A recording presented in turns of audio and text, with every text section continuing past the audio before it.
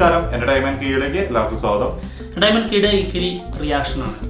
നമ്മുടെ ലെജൻഡായിട്ടുള്ള നമ്മുടെ ഇന്നസെന്റ് ചേട്ടൻ്റെ ഒരു ട്രിബ്യൂട്ട് വീഡിയോ ഉണ്ട്, നമുക്കൊന്ന് കാണണം.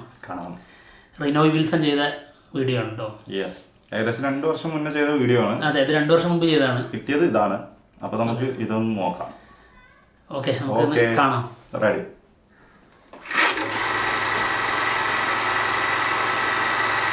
ഇല്ലാണല്ലോ.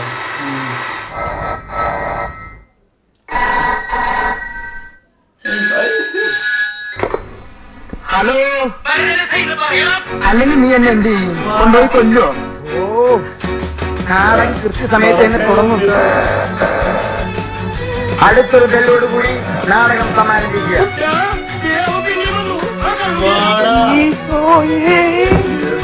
എന്തെങ്കിലും ഒന്ന് പറയണോ? അതെന്താ ബന്ധം? എനിക്ക് എവിടെ ചെന്നാലും ഈ ഗതികേട് എന്നെ വരും.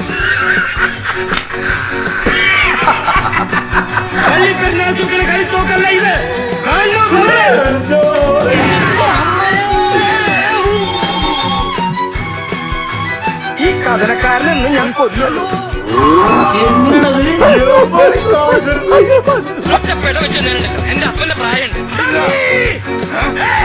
അതെ, ഈ പട്ടാളം മാധവമ്മയുടെ വീട്. പട്ടാളം മാധവമ്മയുടെ വീട് അറിയോ ചേട്ടാ? സിനിമയെ ഇഷ്ടപ്പെട്ട, സിനിമയെ സ്നേഹിച്ച, സിനിമ ആണ് എൻ്റെ ഏരിയ എന്ന് തീരുമാനിച്ചൊരു സിനിമയിൽ എത്തിപ്പെടാൻ ആഗ്രഹിച്ചുകൊണ്ട് ഒരുപാട് പരിശ്രമങ്ങൾ നടത്തിയ ആളാണ്. ഇത് ആരംഭിക്കുന്നു മ്യൂസിക് വിത്ത് ബോഡി മസിൽസ്.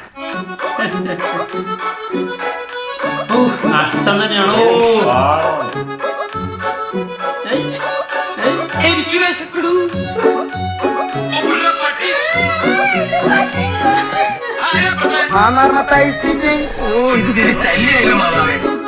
ഇപ്പോഴും ഇന്നസെന്റ് ഏറ്റവും വാണ്ടഡ് ആയിട്ടുള്ള ഒരാളാണ്.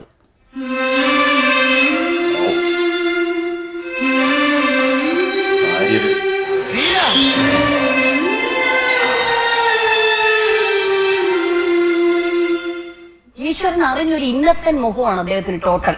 വ്യക്തിപരമായി എനിക്ക് ഏറ്റവും ഇഷ്ടമുള്ളൊരു പേഴ്സണാണ് ഇന്നസെന്റ് ചേട്ടൻ. വളരെ പോസിറ്റീവ് അപ്രോച്ച് ഉള്ളൊരു പേഴ്സണാണ്. നമ്മളെ കുറിച്ച് അദ്ദേഹം പരദൂഷണം പറഞ്ഞു എന്നുള്ളത് പറഞ്ഞാൽ പോലും നമുക്ക് ഫീൽ ചെയ്യില്ല. ഏത് നായികയോടെ അഭിനയിക്കാനാണ് കൂടുതൽ ഇഷ്ടം? എനിക്ക് മനസ്സിലുള്ളത് മഞ്ജു വാര്യർ, ഈ ഉർവശി, നവ്യ നായർ, ഇപ്പോഴത്തെ കുട്ടികളില്ലേ, ഇതൊക്കെയാണ് മനസ്സിലുള്ളത്. പക്ഷേ ലളിത തന്നെയാണ്. അതാ പറഞ്ഞ പോസിറ്റീവായിട്ട് നമുക്ക് ഒരാളെ കുറിച്ച് പരദൂഷണം പറയാം. ശരിക്കും ഒരു തൃശ്ശൂർ ഭാഷയാണ് നമുക്ക് ആദ്യം മനസ്സിലേക്ക് ഇന്നസെന്റിനെ കുറിച്ച് സംസാരിക്കുമ്പോൾ ഓർമ്മ വരുന്നത്. അദ്ദേഹം അവതരിപ്പിക്കുന്ന എല്ലാ കഥാപാത്രങ്ങളിലും ഡയലോഗ്സില് ആ ഒരു തൃശ്ശൂർ ഭാഷയാണ് വരുന്നത്. അതുകൊണ്ട് തന്നെ കേൾക്കാൻ നല്ല സുഖമുള്ള ഒരു സംഭാഷണ ശൈലി.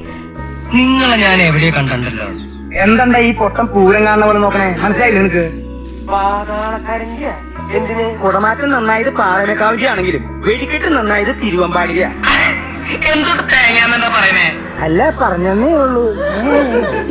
മതിയായിട്ടില്ലല്ലേ താൻ തൊട്ടെന്റെ പാഞ്ചി പറഞ്ഞേ? താൻ വിചാരിച്ച് വെള്ളയപ്പങ്ങാടിയിൽ വെള്ളയപ്പണ്ടാക്കുന്നവര് ടീം ടീം ടീം എന്ന് പറഞ്ഞിട്ടുണ്ടെങ്കില. എന്താ നിന്റെ പേര്? ദേവാരുണ്യം ദേവൻ നമ്പൂരിപ്പാട്.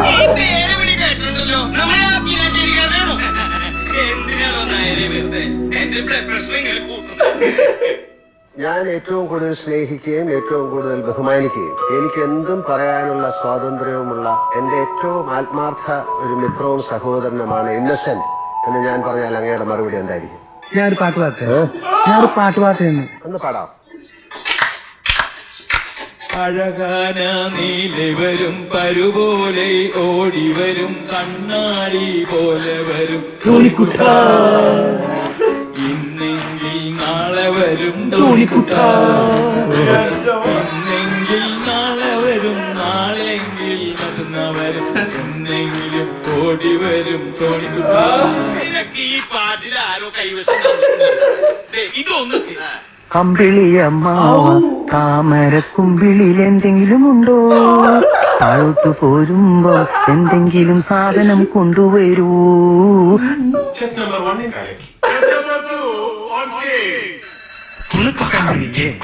നുണുക്കു വിദ്യകളാൽ മാടപ്പ പിട പോലെ കുരുക്കിലാക്കാൻ തുടുത്ത പുങ്കവിളി നനുത്ത കുഞ്ചുമിഴി പൂവല്ല പൂന്തളിരല്ല ഹൃദയമാ ആ പെയിന്റ് ഗസ്റ്റുകളുടെ മേടിച്ച് വീട്ടിൽ വെച്ച് കുറച്ച് നേരം ഇങ്ങനെ തുള്ളടോ. പോലീസുകാർക്ക് എന്താ ഈ വീട്ടിൽ കാര്യം? ഓണക്കൽ പഞ്ചായത്തിലെ ഓരോ വീടും ഞാൻ അടിച്ചു പരത്തി.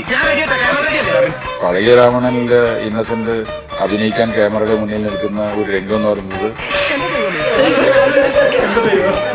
ലോക ക്ലാസിക്കാണ്. അങ്ങനെ ഒരു സീൻ വേറൊരു നടന്ന് ചെയ്യാൻ ബുദ്ധിമുട്ടാണ്.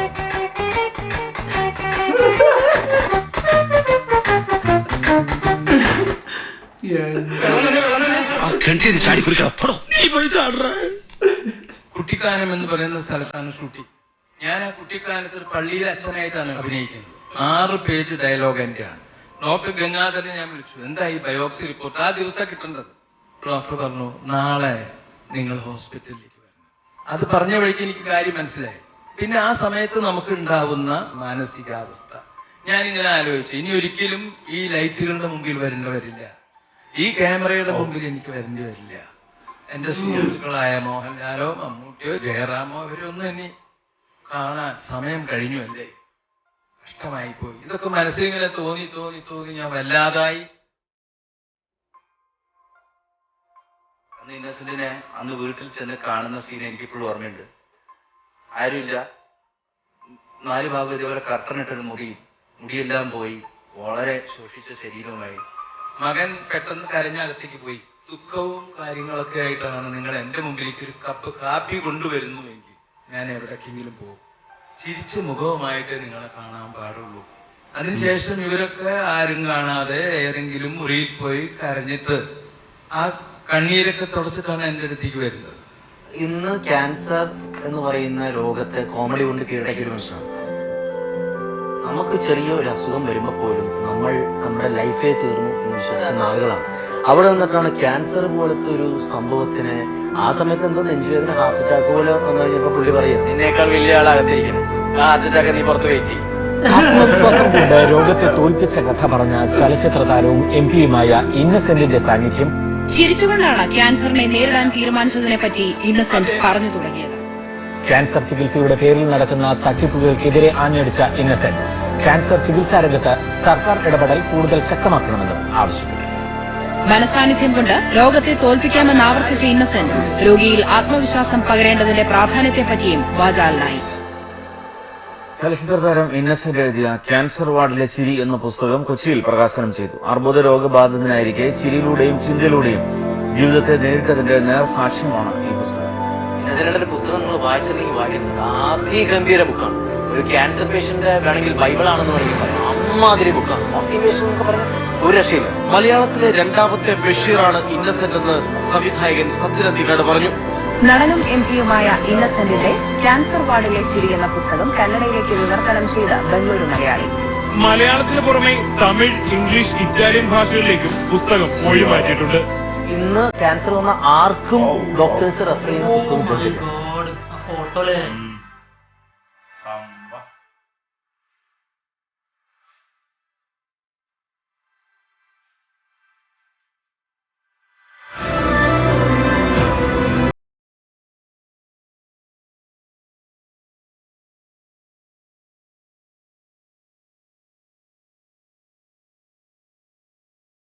ഇങ്ങനെ ഒരു ലെജൻഡിനെയാണ് നമുക്ക് ശരിക്കും ഇപ്പൊ നഷ്ടമായിട്ടുള്ളത്. ഇത് നമ്മള് അദ്ദേഹത്തിന്റെ വിയോഗത്തിന് ശേഷമാണ് കാണുന്നത്. നമുക്ക് ഈ ക്യാൻസറിന്റെ സംഭവമൊക്കെ നമുക്ക് ആ രീതിയിലാണിത് സത്യം വേദനിപ്പിക്കുന്നത് ഭയങ്കരമായിട്ട്. അത് നമ്മള് ഇത്രയും ഉള്ളൊരു ഇതിന്റെ ഒരു തീവ്രത മനസ്സിലാക്കുന്നത് ശരിക്കും ഇപ്പൊ മരണത്തിന് ശേഷം തന്നെയാണ്. ഇത്രമായിരുന്നു. അതെ, ആളതിൽ നിന്ന് മറികടന്ന് ആൾക്ക് മരണ കാരണം അതായിരുന്നില്ല. അവരുടെ കോവിഡിന് ശേഷം വന്ന ന്യൂമോണിയ പ്രശ്നം കൂടിയത് തന്നെയായിരുന്നു അതിനുള്ള പ്രശ്നങ്ങള്. എന്താണെങ്കിലും എന്താ പറയാ, ലെജൻഡ് വേറെ ലെവല്. ആൾക്ക് നമ്മൾ ചിരിക്കുന്നതാണ് ഇഷ്ടം, അതുകൊണ്ട് തന്നെ നമുക്ക് ചിരിച്ചുകൊണ്ട് തന്നെ സംസാരിക്കാം. തീർച്ചയായിട്ടും ഇതിൽ എത്രങ്ങാനും ഗംഭീരമായ കഥാപാത്രങ്ങളെ കണ്ടു.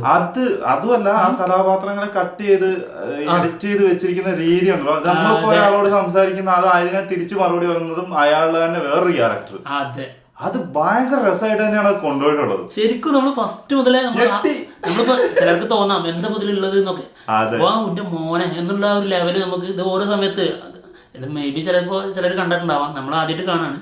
അപ്പോൾ ഫോണിലെടുത്ത് സംസാരിക്കുന്നു, അപ്പുറത്ത് ഫോണിൽ അടുത്ത കഥാപാത്രം സംസാരിക്കുന്നു, അതിനുശേഷം പലതും അല്ലേ പല സംഭവം. അത് ഞാൻ ഇപ്പൊ ഇവരോട് ചോദിക്കും എന്താണെന്ന് ചോദിക്കുന്നതിന് ഇവൻ മറുപടി പറയുന്നതിന് പകരം ഞാൻ തന്നെ അവിടെ നിന്നിട്ട് എന്താണെന്ന് തിരിച്ചു ചോദിക്കുന്നത്. ആ രീതിയിലാണ് സാധനം പോയത്. അതിലൂടെ എല്ലാ കഥാപാത്രങ്ങളും നമ്മളെ പരിചയപ്പെടുത്തുന്നുണ്ട്. അതെ. പിന്നെ നമുക്ക് ഭയങ്കരമായിട്ട് ഇത് തോന്നുന്ന മറ്റേ ലാലേട്ടന്റെ മുന്നിൽ നിന്നിട്ട് ആ പാടിയ പാട്ട് നമ്പർ 20 മദ്രാസ് മെയിലെ ടോണിക്കുട്ട എന്നുള്ള പാട്ട്. പിന്നെ അതിനുശേഷം എന്തായിരുന്നു, അതിപ്പോഴും നമ്മൾ പല യാത്രയിലേ നമുക്ക് ആദ്യം ഓടി വരുന്ന പാട്ടുകളിലാണ് പാട്ട് പാടുക പറയുമ്പോഴേ നമ്മള് ട്രെയിനിലിരിക്കണേ എന്തെല്ലാം പാട്ടേ വരുള്ളൂ. പിന്നെ അടുത്തത് അമ്പിളി അമ്മാവ. അല്ല എനിക്ക് അങ്ങനെ സാധനം ഉണ്ട് കേട്ടോ. ഞാനിപ്പോ എന്റെ ബാഗിലിരിക്കുന്ന സമയത്ത് എപ്പോഴും ഞങ്ങള് വെറുതെ ഇങ്ങനെ കറങ്ങാൻ പോകുമ്പോ ഞാൻ എന്തെങ്കിലുമൊക്കെ പാട്ട് പാടും. ആ പാട്ട് എവിടെയെങ്കിലും ഒക്കെ പോയി നിൽക്കും. വേറെ പാട്ട് പറഞ്ഞ ഇവന് ഏതെങ്കിലും ഒരു സിനിമ പാട്ട് തുടങ്ങിയാൽ പിന്നെ നിൽക്കുന്നത് ഒരു 10-15 സിനിമ പാട്ടിന്റെ അതായത് പാട്ടുകളുടെ ഓരോ ഭാഗങ്ങളും അതിനകത്ത് വന്നു പോകും. എന്നിട്ട് ഞാൻ തന്നെ സ്വന്തമായിട്ട് വെറുതെ എന്തെങ്കിലും പറഞ്ഞുകൊണ്ടിരിക്കും. അപ്പൊ അതേപോലെ സാധനമാണത്.